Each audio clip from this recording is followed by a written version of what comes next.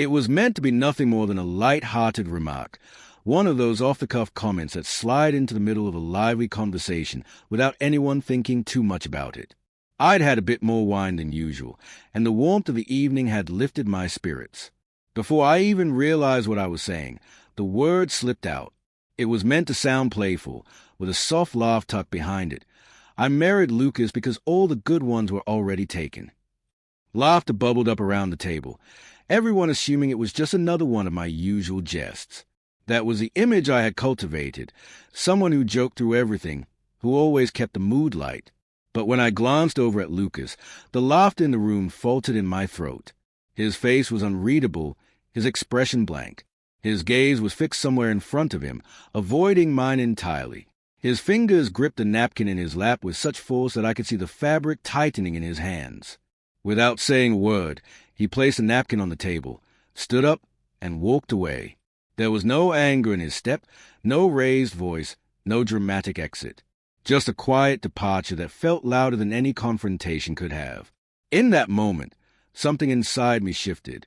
I knew I'd crossed a line. I'd hurt the one person who had always been there for me, who had never let me down.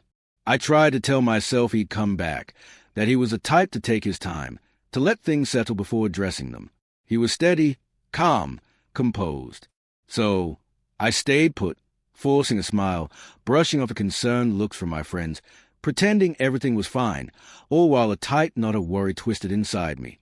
Later that night, I returned home, expecting to find him asleep in bed. But the silence that greeted me was unsettling. Half of his clothes were gone. His toothbrush was missing. And then, on the kitchen counter, under the dim glow of the overhead light, I saw it, his wedding ring. My chest tightened. My heart raced. This wasn't like him.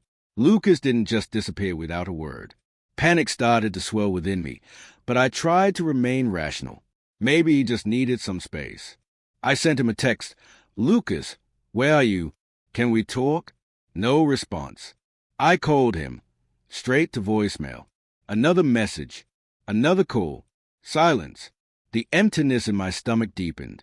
The next morning, his side of the bed was still untouched. He was gone. Not just upset, not cooling off. He was gone. I hadn't meant to hurt him.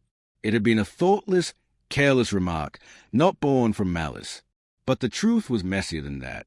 Lucas had always been everything I needed, kind, dependable, unwavering. And somewhere along the way, I had taken that for granted. I had convinced myself that his steadiness wasn't enough. He was reliable, yes, but maybe too reliable.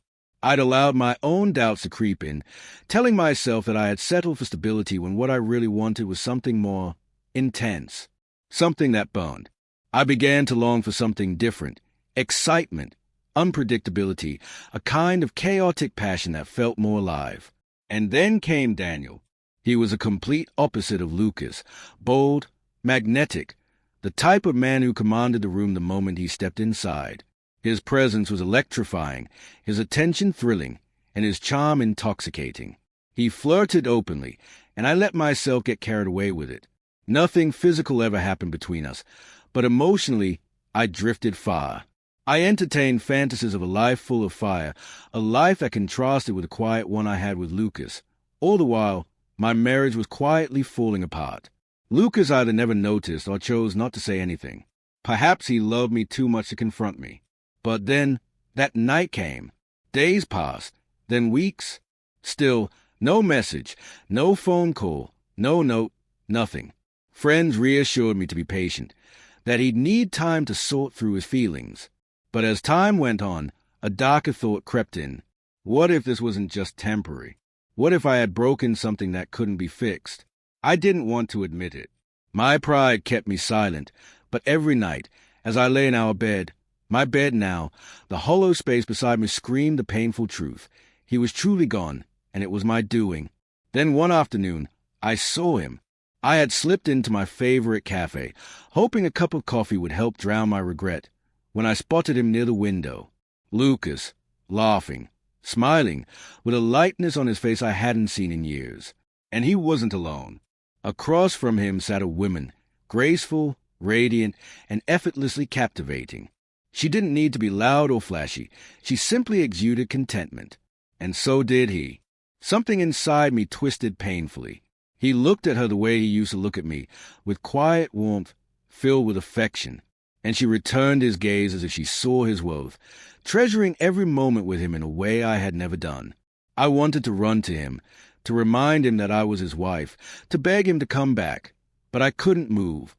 The truth held me in place. He wasn't mine anymore. I had pushed him away. I had made him feel like he wasn't enough. Regret doesn't shout. It whispers. It lingers, quietly sinking in until it colors everything. I had chased after the illusion of something better, blind to the fact that the best thing I ever had was right in front of me. Lucas didn't shout or seek revenge.